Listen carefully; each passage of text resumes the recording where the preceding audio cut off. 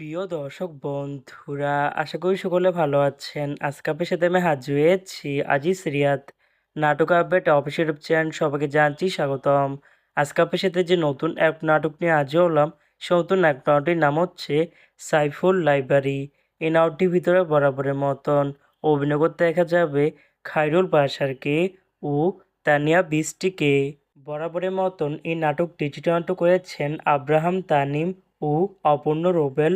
গল্প অপর্ণ রুবেল আর পরিচালনা করেছেন রুবেল আনুশ।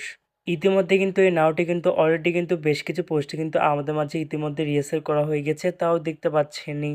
অসাধারণ হয়েছে পোস্টারগুলো। অবশেষে এই নাটকটি ইউটিউব পর্দা আসতে যাচ্ছে খুবই শীঘ্রই। এই নাটকটি কিন্তু টিআর প্রকাশ করা হয়েছে আমাদের মাঝে, তাও দেখতে পাচ্ছেনই।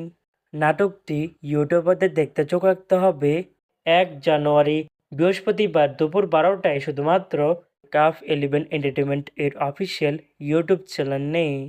সাইফুল লাইব্রেরি শিরোনামের এই নাটকটি দেখার জন্য কারা কারা অপেক্ষা আছেন সেটি কিন্তু অবশ্যই কমেন্ট করে জানাতে পারেন।